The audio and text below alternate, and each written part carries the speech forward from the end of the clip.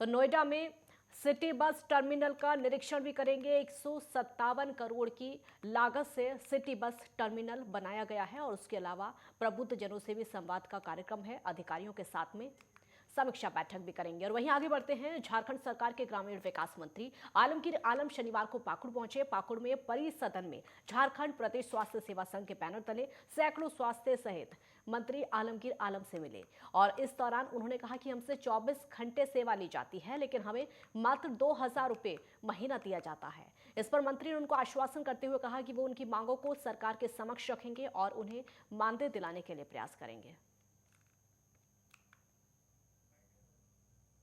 हम लोग को मानदेय मिले 1% राशि के माध्यम से उन लोग का बहाली 1,000 रुपये किया गया था और उसके बाद में लोग 1-2 बार डिमांड भी रखा था, उसके बाद 2,000 भी किया गया था। अब वो चाहते ही है लोग, तो सही सब है कि हम लोग का भी मानदेय चाहिए, उसका डिमांड वो लोग देख रहे हैं। सरकार उसी के बारे में देखकर जो भी उचित निर्णय को लेगी।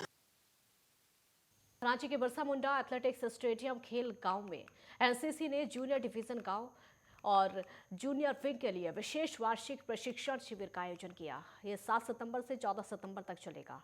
शिविर में रांची, बोकारो, तेनूघाट, मुरहू, मांडर के कई विद्यालय के लगभग 500 एनसीसी कैडेट भाग ले रहे हैं और इस शिविर में ए प्रमाण पत्र परीक्षा 2023 में भाग लेने वाले कैडेट को विशेष प्रशिक्षण की तैयारी कराई जा रही है।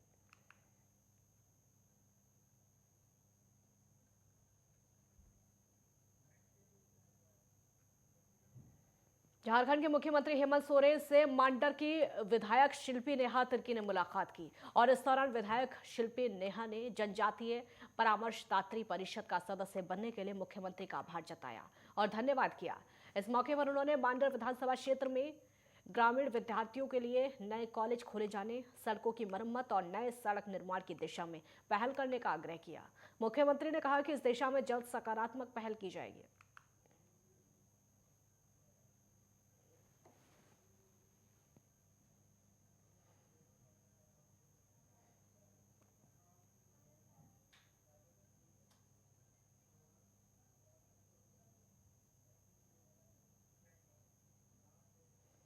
चतरा में वन विभाग ने बड़ी कार्रवाई की है। आपको बता दें कि वनपाल प्रभाग कुमार को गुप्त सूचना मिली थी कि बालूमाथ की ओर से चतरा की ओर से जा रही एक पिकअप में अवैध लकड़ी लदी हुई है। इसके बाद वनपाल प्रभात कुमार के नेतृत्व में एक टीम गठित करके लमटा के पास में वाहनों की चेकिंग की गई।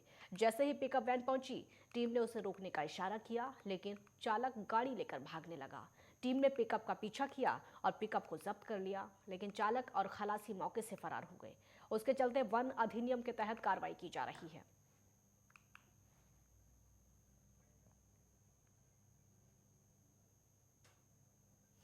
कि बालूमाथ की ओर से एक पिकअप चिरान चौकट लेकर चतरा की ओर आ रही है।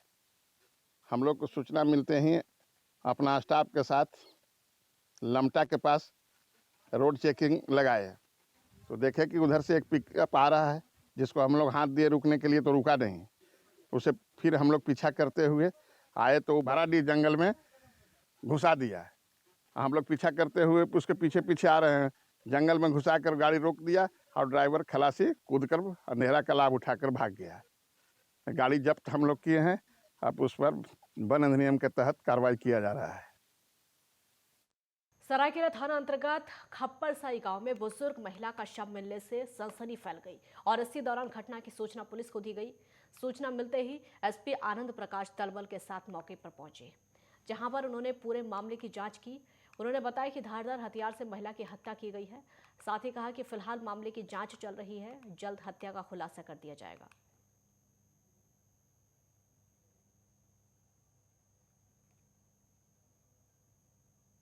सरायकेला थाना के खप्परसाई गांव है, जहाँ पे एक बूढ़ी लेडी है जिसका नाम बुधनी बोपाई है, जिसकी उम्र 80 बरस है और इसके पति ने इसको लगभग 20 साल पहले छोड़ दिया था और 10 साल पहले पति की भी मृत्यु हो गई थी।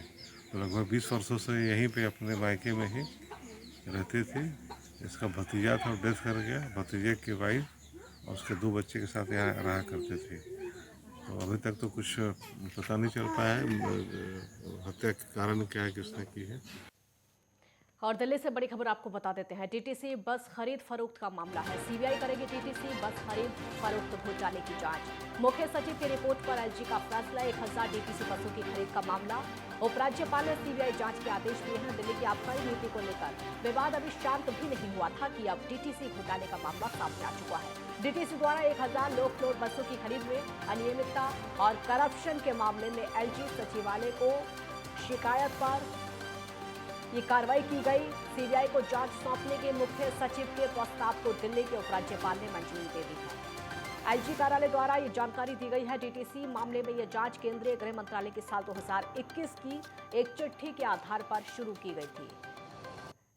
इस चिट्ठी में 1000 लो फ्लोर एसी बसों की खरीद और रखरखाव के संबंध में जांच के लिए सीबीआई को सिफारिश की गई थी। आपको बता दें कि दिल्ली के पूर्व उपराज्यपाल अनिल बैजल द्वारा गठित कमेटी ने इस डील में कई खामियां पाई गई थी, जिसके बाद केंद्रीय गृह मंत्रालय ने जांच की सिफारिश की थी। तो सीबीआई करेगी डीटीसी बस खरीद मामले की जांच। अब सीबीआई इस पूरे मामले की जांच करेगी। मुख्य सचिव की रिपोर्ट पर यह एलजी का बड़ा फैसला आया है। 1000 डीटीसी बसों की खरीद का मामला लगातार बढ़ता चला जा रहा है।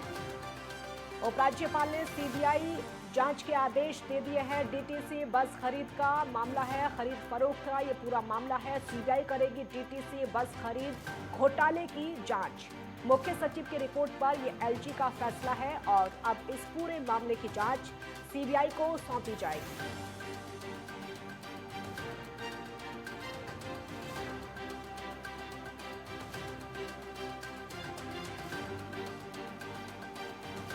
इसको कह सकते हैं दिल्ली सरकार पर एक के बाद एक बड़ा संकट। अभी शराब घोटाला खत्म भी नहीं हुआ था, वो लगातार बढ़ता चला जा रहा था कि अब डीटीसी बस घोटाले की बात सामने आ चुकी है। डीटीसी बस खरीद फरोख्त में 1000 जो डीटीसी बसों की खरीदारी की गई है, खरीद फरोख्त की गई है, उस घोटाले को लेकर अब जांच की जाएगी। अब सीबीआई को यह जांच सौंपी जाएगी। सीबीआई इस पूरे मामले की जांच करेगी।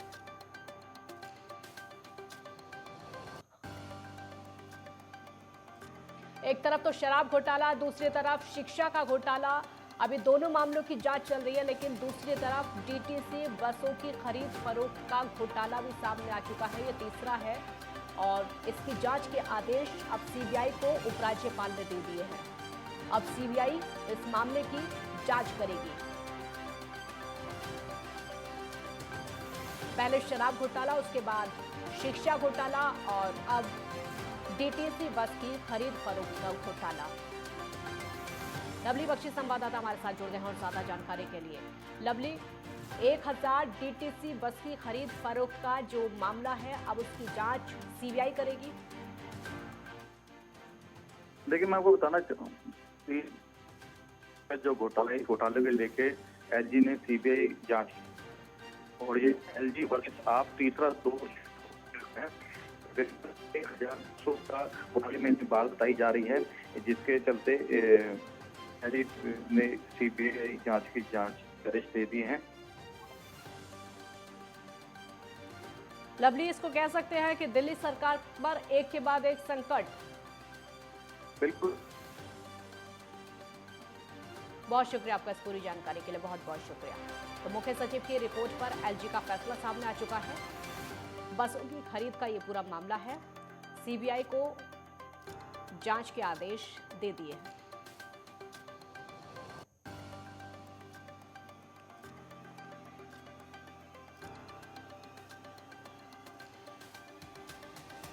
देश की राजधानी दिल्ली में अब सीबीआई इस पूरे मामले की जांच करेगी। 1000 डीटीसी बसों की खरीद का ये पूरा मामला है। उपराज्यपाल ने सीबीआई जांच के आदेश इस मामले में दे दिए हैं।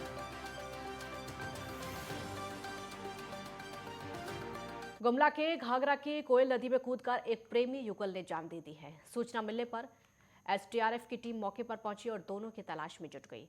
इसके बाद एसडीआरएफ की टीम को शव मिल गया। हालांकि दूसरे शव की तलाश की जा रही है।